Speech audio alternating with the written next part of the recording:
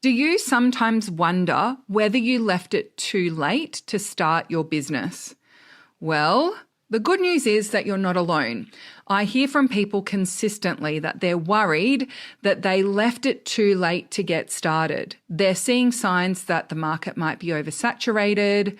There seems to be far more competition for people's attention online. And even just the fact that now that we're in an economic contraction, it seems to be easier for more established businesses to adjust or to ride the waves of some of the challenges with growing an audience because they have such a long-standing existing audience. And so what I wanted to do in today's episode of the Heart-Centered Business Podcast is actually share with you some ways that we can shift our perspective about being too late to the online business party. And I want to share with you 4 core benefits that you actually get access to by coming into the market much later. And those 4 benefits are available to you even if you decide to start your business right now. Even if you've got nothing established, there are 4 things that you have that more established businesses don't. So that's what we're covering in today's episode. This is episode number 433, which means you can find all the relevant links and the show notes for today's episode over at tashcorbin.com/433. And because this is day 3 of Tashmas, you definitely want to make sure you go and check out those show notes because I have a new /updated free resource for you as your gift for day 3 of Tashmas. Let's jump into this one. I want to walk you through the benefits of being late to the online business party. Hello, I'm Tash Corbin, a business strategist and mentor based on the Sunshine Coast in Australia. The mission of this podcast is to help heart-centered entrepreneurs to make more money and in doing so, change the world for the better. This podcast was recorded on the lands of the Gubbi Gubbi and Jinnaburra people. Always was, always will be Aboriginal land. So as I said in the introduction, you're not alone if you worry that it's far too late for you to start your business or to start a marketing component of your business as well. I actually remembered when I started the Heart-Centered Business Podcast all the way back in 2015, even then, I thought I had missed the boat when it came to podcasting. I was sure that the entire podcast market was completely saturated and there was absolutely no space for my podcast in the podcasting market. And it is hilarious that that's what I thought back in 2015 because 3 of the podcasts that I listen to very, very consistently and that are consistently in the top 10 podcasts Australia-wide didn't start until 2019 or afterwards. I had already been running my podcast for 4 years when they started. And so when we are in the thick of it, when we are in the midst of everything, it can feel like we've completely missed the boat. I absolutely understand that. But that doesn't mean that that's true. And that doesn't mean that you cannot create your own space, you cannot stand out, or you cannot grow your business in the market simply because there are other people there now. Now, the other one that a lot of people get worried about is things like certain social media platforms. For example, Facebook's been around for a very long time now. If you haven't built an audience on Facebook by now, it's going to be really, really difficult to do that. Facebook ads are more expensive than ever. That's not true, by the way. Facebook ads have become really cheap compared to what they were 2 to 3 years ago. I'm seeing a big drop in the cost of Facebook ads because there's more competition for the advertising dollar. And so we are actually seeing a drop in the cost of Facebook ads. But people may have seen a couple of years ago that Facebook ads were getting more and more expensive and just assumed that they were going to continue to do so. Similarly with Instagram and Instagram Reels being a very easy and pushed out growth opportunity from 2020 until 2023, now that Reels don't get as much coverage on Instagram as carousels and static posts, a lot of people think that they've missed out on that free opportunity to grow an audience using Reels on Instagram, or they didn't create a TikTok account back when TikTok first started, so therefore they've missed out on that opportunity. But I can absolutely say, hand on heart, that all of those spaces still have room for growth. And if you've got the right strategy, you absolutely can still create a standout brand on those platforms, whether it be podcasting, YouTube, social media, even growing a mailing list is still a valid and viable strategy to grow your business. So I don't think that it's too late to start an online business by any stretch. I also don't think it's too late to grow an audience on different platforms or certain platforms by any stretch either. Now, on top of that, there are 4 key benefits to being late to the business party. 4 key benefits that are reasons why it's actually easier for you to start your business now than it was to start your business before. So the first one of these is flexibility. There are a lot of very established businesses and brands that in this economic contraction, when it first really started to get crunchy, probably towards the end of 2022, early 2023, who really struggled to pivot their strategy, move with trends or change platforms or be responsive to what was going on online. And being part of masterminds with people who have $1 million businesses and multi-6-figure businesses, and having conversations with a lot of people who have those more established businesses, I can tell you they wish that they were back in their scrappy startup days. A lot of those businesses had a lot of expenses that were challenging for them to reduce at that time. It meant they needed to offboard team members, or they needed to really scale back their advertising and marketing strategies. But they'd got themselves into a space where they were just reliant on a certain level of spend to generate the income that they wanted to generate. And they were seeing a drop in their revenue, but they were also seeing an increase in their expenses. So an established business is actually less flexible and less able to be responsive. If you are starting a business now, you can keep it super lean. You can be very flexible, very responsive, and very adaptable as well. So another part of that is content strategy. So for most businesses where they are in the $1 million mark, or they've been around for, say, 10 plus years, often they pre-create and schedule a lot of their content, and they're scheduling months and months in advance. I've got a friend who does a launch each year, just once a year, and that date and how it's going to run is locked in the year prior. And so if the launch doesn't work, which it didn't work very well for her in 2023, it meant that there was a lot of stuff that had been pre-set up for 2024 that couldn't be changed. And so rather than being able to adapt and change how she was going to launch in 2024, she really couldn't do that. What she had to do was just add more. She had to add more strategies to grow her audience, to improve her conversion rates. So her launch went from like a really stressful 4 to 6 week period once a year to an ultra stressful 12-week period, because she saw a huge drop in her conversion.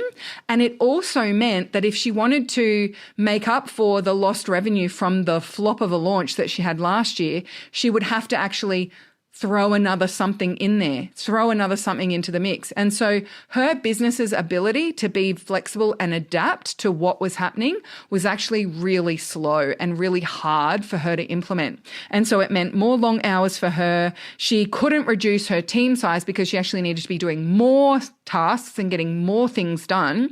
And so she had to carry a loss for the first time ever in her business and adapt and grow her strategy and change things, and basically just like add a heap of work to her workload in order to try and cover off some of those expenses. So if you are starting something now, you can be far more responsive and far more flexible, which is a really big benefit. I have one other quick story to share with you on this issue of flexibility, and that is a friend of mine that I'm in a mastermind with, and she has a high ticket membership where people can either pay yearly or they can pay by the month. Now, her membership is in the multi-thousands per year. And prior to 2023, she had a 50-50 split between people who paid yearly and people who paid monthly. But what also was a little risk for her that she didn't see coming was that her yearly payments mostly renewed in October and November. So she every year had a large influx of people renewing their yearly memberships in October, November each year. So she never did any promos or launches to new audiences in the final quarter of the year. She would just have people sent out their renewals and then most of them would renew.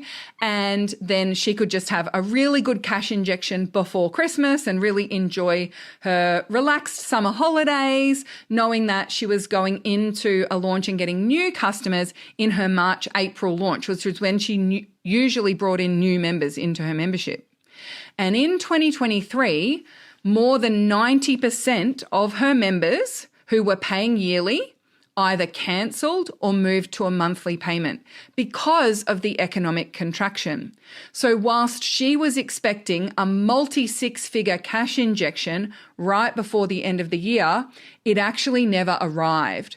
And what that meant was she was expecting that income and she didn't have any plans for selling anything or doing any promos. And she ended up having to make up for that as well. And it cost her her summer holidays and her Christmas break. So instead of spending December and January flouncing around and enjoying her holidays, she ended up having to work over that period. She came up with 2 new offers. One was a short-term one was a longer-term one. And she ended up having to create this whole new thing to make up for the cash shortfall because she needed that money. She was relying on that cash injection, not only to sustain her personal finances, but also to pay her team and pay her business expenses over that period. And it was just something that for the previous 5 to 6 years, she could rely on this large scale cash injection towards the end of the year. So if you've been a bit late to the business party or you're a new fresh, lean business, think about the benefit and the flexibility and adaptability that you have available to you that some of these larger businesses do not have. If you try a strategy and it doesn't work, you don't have huge overheads and expenses that you need to sustain. You can change something, do it differently next time. If you come up with a launch strategy or a webinar to promote something or a campaign and it's not getting the conversion that you thought, you can adapt and change your strategy. It's not like you're trying to turn a giant cruise ship. You're in a tiny little speedboat, and that makes a huge difference, having that extra flexibility and adaptability. The second benefit of being late to the online business party is that it is so much cheaper to start a business these days. The barriers to entry are so much lower. So when I first started my business back in 2013, I paid like over $1,000 for the Adobe suite because Canva didn't exist. And not only did I have to pay a lot more for a tool to be able to create images for social media and that kind of thing, but also it took so much more time to use. You had to learn how to do layers in Photoshop. There weren't the stock images available that are available nowadays. I remember paying $29 per image for stock photos that I purchased in the first year of my business. When I needed like a textured background or something unique for my business, because I was just doing like colored background and white font because it was like my extent of my skills. And then I was like, okay, well, I need something with textures. So I used to take photos and then import them into Photoshop and then like blur them out. And I'd take photos of like bricks or walls or the floor or tiles, and I'd create a texture around it to try and create an image. I remember trying to create an image of a target and I couldn't work out how to make a circle in Photoshop. And I just remember like spending maybe 3 or 4 hours trying to create an image of a target. Now, these days in Canva, you can just go into the elements, search for target, and there'll be a dozen options for you right there that are available in the free version. Now, I love the free version of Canva, but I adore and like get all excited about the paid version of Canva. And I think it's still around like under $200 a year to have the paid version of Canva. And I think it's money very well spent. You can have standard brand colors and your brand fonts, and you can set up those brand elements. And so the capacity that we have to create a bunch of images really quickly and really like beautifully, the templates in Canva are amazing. Like that is something that I would have paid thousands and thousands of dollars for when I started my business, but it actually didn't exist. So we just had to struggle on instead. I also ended up hiring a graphic designer to create a bunch of images for me. And that cost me hundreds and hundreds of dollars. And that lasted me a couple of months. And then I needed to go back again. And so the capacity for us to do our own graphic design, the effectiveness and the functionality of the tools that we have available to us is so much better. Like when I first started, the email marketing system that I was using didn't have the functions that I needed to be able to send emails just to the people who had signed up for a webinar, or just send follow-up emails to a webinar. So I had to go to the paid version, and I was paying $39 US a month for my email marketing system, even when I only had like 500 people on my mailing list. Now, these days, I recommend MailerLite for people first starting to grow their mailing list. And the free version of MailerLite has all the functionality that you need. And not only that, it can have plenty of contacts as well. By the time you get to the point where you need to pay for it, you'll have enough people on your mailing list that you'll be making sales and you'll be making money. And so it's just so much easier to start a business now. And the way that we talk about that in marketing speak or economics speak is that the barrier to entry is low. Now, what that also means, though, is that when you have low barriers to entry, you have a lot of people starting a business. And that makes it look like we have very saturated markets. So that's why if you're listening to this episode and you really resonated with what I shared at the start, you might be thinking that it's way too oversaturated. Every person is starting an online business. It seems like everyone wants to have an online business. Now, I'm not going to deny that that's true, because that is actually the reality of the current market. Barrier to entry is so low that thousands and thousands of people start a business every single day. But the good news is that as long as you've got a clear strategy for how you're going to get to profitability and validating your business as quickly as possible, then the easier it is for you to establish yourself in that market. So because there are so many people starting a business these days, the standard of what you need to achieve in order to rise above startups is actually less. So back when there weren't as many people starting a business and there were higher barriers to entry, most of the people who were starting a business had business credentials.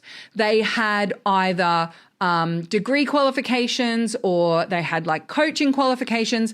And there was more of this like need for you to have a reason to like position yourself as an authority or as an expert. People in the buying market looked more for those signs that you were an accredited provider or you were a leader in the industry. Now, these days, because there is such lower barriers to entry, then there's more people out there starting businesses with no credentials. And so in order to position yourself in the market, in order to like rise above that like backyard dealer or that like charlatan on the internet just pretending to know what they're doing, in order for you to rise above that, it actually takes far less. It takes far less. What you need is obviously a clear strategy to validate the demand for what it is that you're selling, and you need clarity on what your core message is. But there's less and less reliance on the certificate or the piece of paper to prove that you're allowed to have an online business. Instead, what people are looking for is that social validation or that referral validation. So either someone that I know has already worked with you or knows you or is your friend, and we can see far more of who's friends with whom these days online as well. Plus, it might also come from that general social validation of you've got some followers, you've got engagement on your content. So in the past, in order to be seen as like a legitimate business, it was often quoted that you needed at least 10,000 followers on social platforms. Now, I still haven't got to 10,000 followers on my Facebook page as of recording this podcast. I'm almost there now. But that actually wasn't how I created differentiation for myself. When I first started my business, I had a degree qualification in business and marketing, and I also had worked as a business consultant and business coach to small businesses all the way up to large-scale corporations. So I got my sort of positioning in the market from my previous experience in a related field. However, there was this thing of like, if you didn't have that, then you needed 10,000 followers. You needed 10,000 followers. These days, the number of followers that someone has is actually nothing in terms of validating or positioning. It's who else is engaging.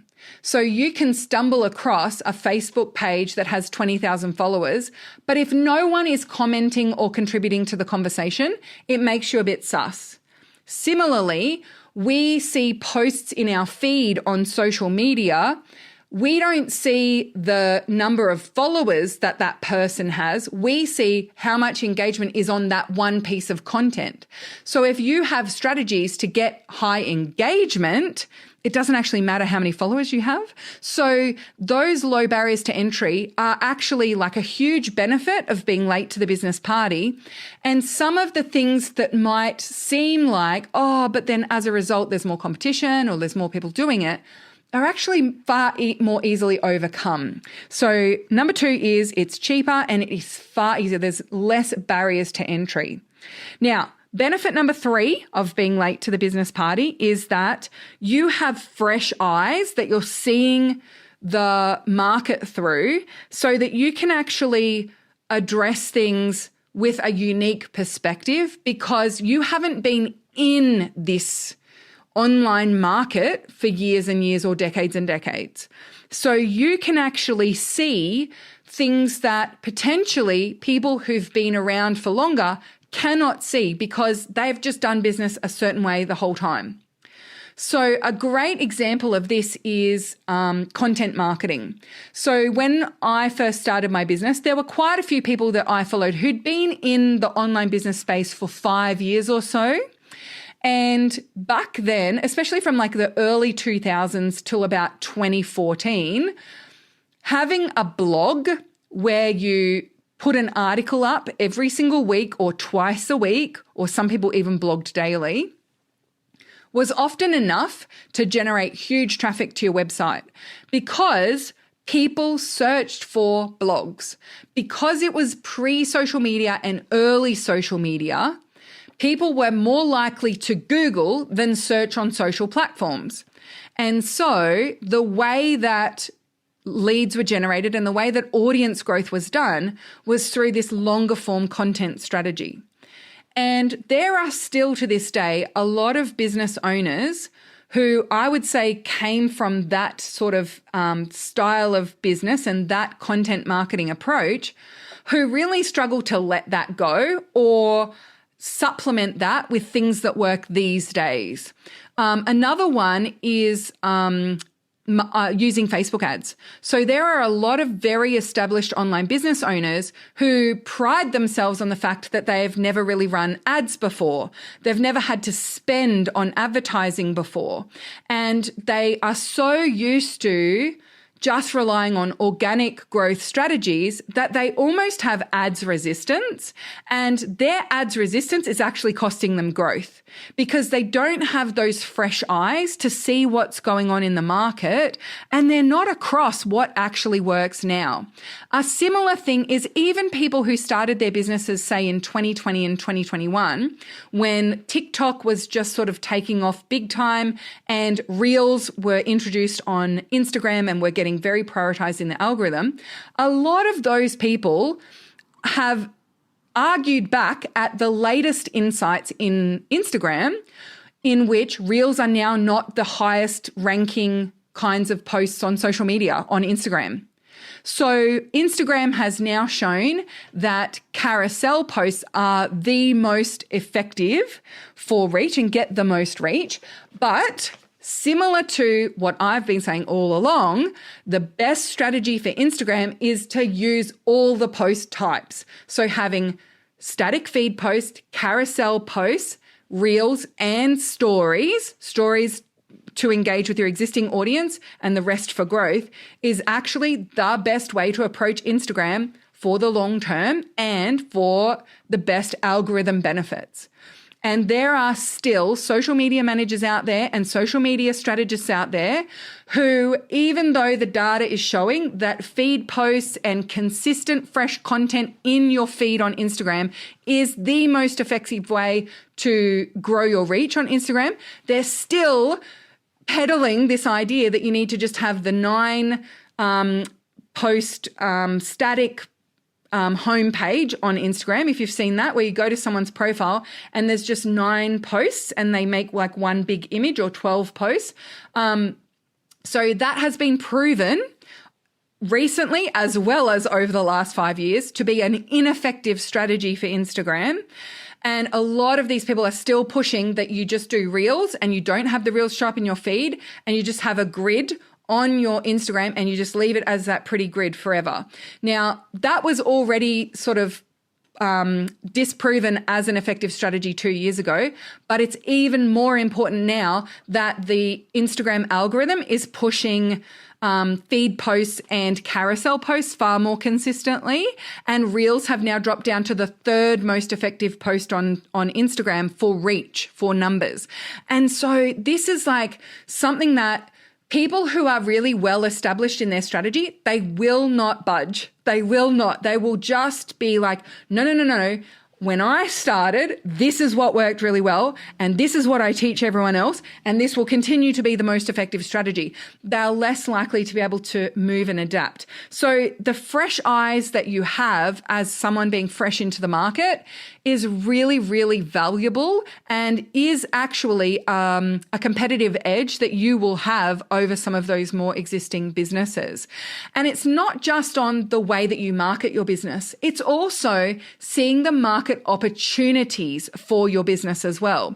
So the services that you are deciding to offer, the niche that you're choosing to focus on, a lot of very established businesses don't have that same like finger on the pulse. They're not necessarily seeing what is newly available or what is something that you could actually address, or a problem or a challenge that people have, because they don't either have that problem or they just don't see that as being something as a market gap, because they have that sort of old school view of the market. A great example of that is in finances and money.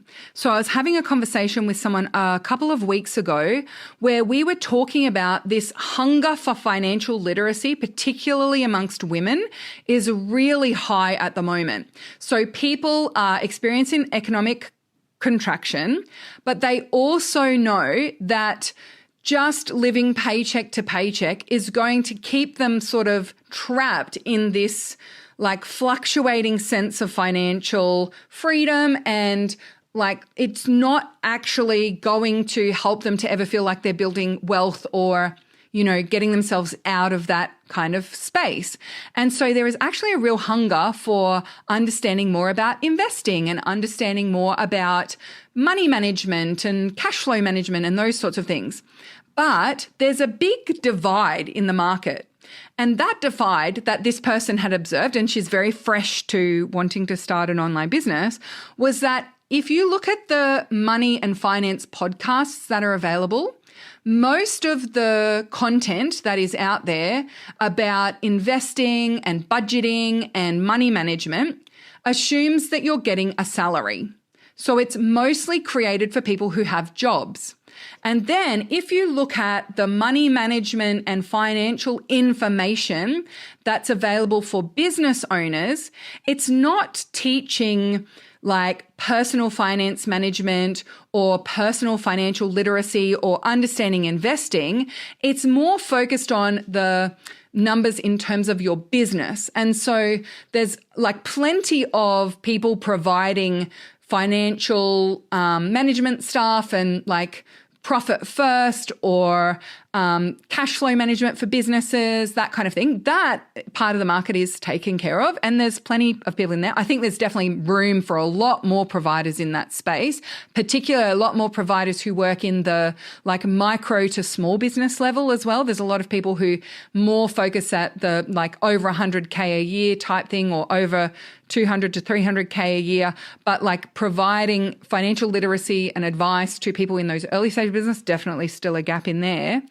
But there's also, this person had identified, there's also this huge gap in the market around it's personal finances and personal financial literacy, but it's for people who don't have a consistent income.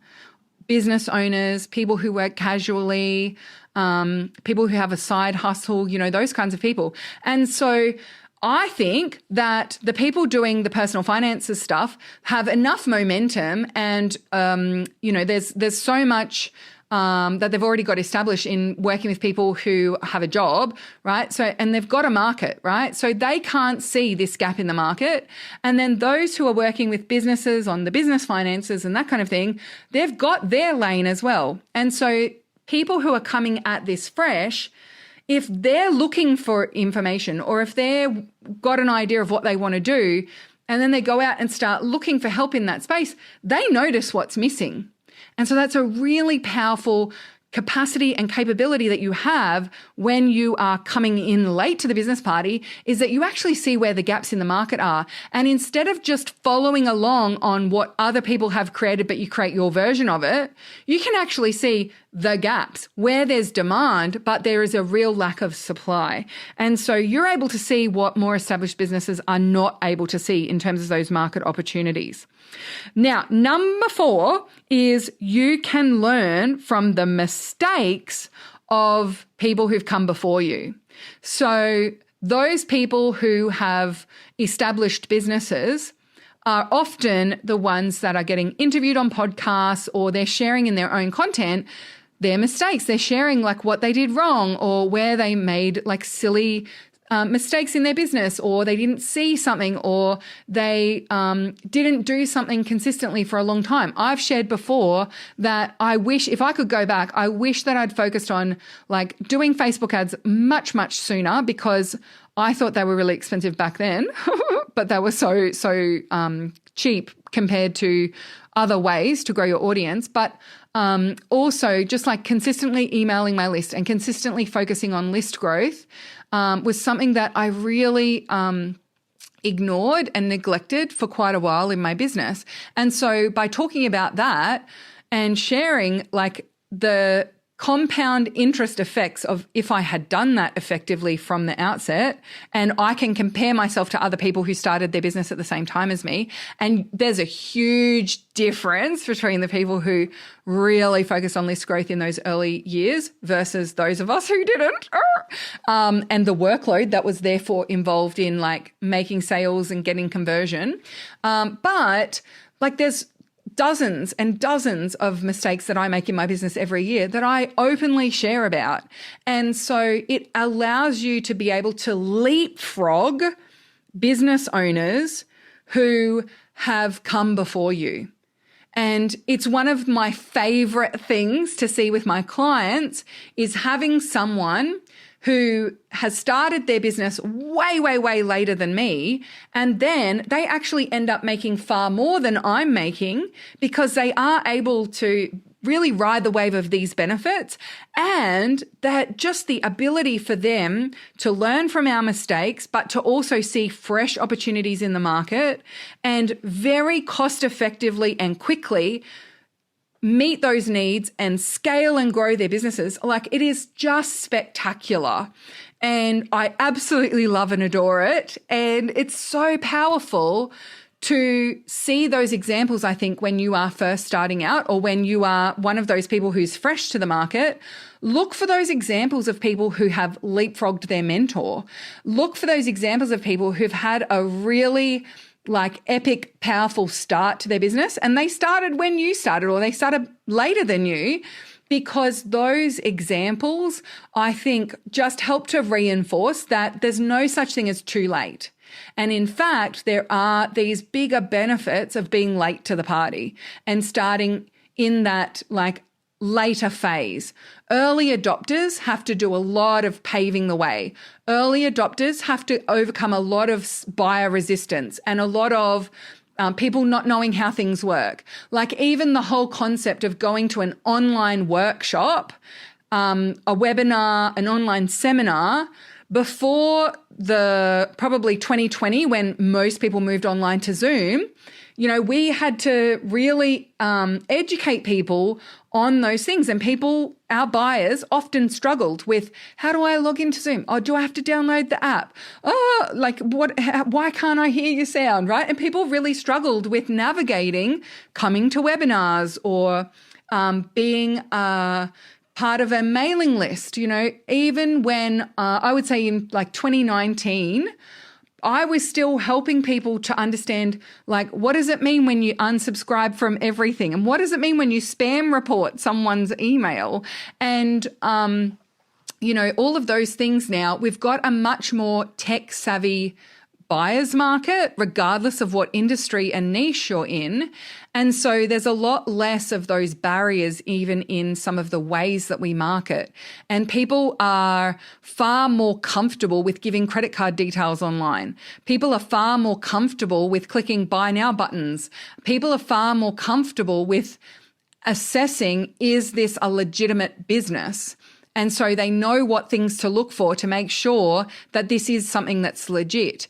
And if you are following me and if you're listening to this podcast, chances are that you are creating something that's a bit of a personal brand, or it's something where you are a strong part of your business messaging. And the fact that you're a human and we can see your face and we can see you on video and we get to know you as a human being is one of the big drivers of trust online these days. So people look far less to how many followers do you have, because that's never a certainty that it's a legitimate business. People look far less likely to look at do you have, a website that looks fancy, because it's so easy for dodgy businesses to fake those things. What people look to for reassurance that you're a legitimate business is, do I know this human? Is there a human that I can actually have a conversation with? Is there a human who's showing up on camera, whether that be photo or video, or whether that's on a Zoom call, just to check that I'm not handing my money over to some random fake AI generated business, right? So there's so much, it's so much easier to create that sense of trust with people compared to what it used to be. And there's so much less resistance from our buyer markets as well, regardless of the niche. So I know this has been a longer episode, but I really wanted to dive deep into each of those 4 benefits of being late to the online business party, because I think sometimes people can sort of roll their eyes at me when I say you actually have the competitive advantage here of starting now rather than having started 14 years ago or 20 years ago. People are like, oh yeah, sure, Tash. But it is actually true. What we need to do is make sure you've got a really clear and effective strategy to validate your business, get your core messaging started, and really establish your early sales as quickly and effectively as possible. And that brings me to your free gift for today, being day 3 of Tashmas. And that is, I have actually recorded a new version of my Fast Track Your Business training. So I first recorded Fast Track Your Business back in 2016. So I've been running this training for over 8 years, and I created a brand new version for the current market. And it's clear, it helps you to create a clear strategy for your business as to how are you going to fast track the income that it generates, and also fast track your growth strategy so that you are creating a business that's profitable and sustainable as quickly and effectively as possible. So if you go to the show notes of today's episode at tashcorbin.com/433, you'll be able to access my new and improved Fast Track Your Business training. And this is brand new. So regardless of whether you did it 6 months ago or 6 years ago, it will be new for both of you. So make sure that you come and check that one out, and you can register with that link at tashcorbin.com/433. Thank you so much for joining me for this special Tashmas episode of the Heart Centered Business Podcast. And until next time, I cannot wait to see you shine. Bye for now.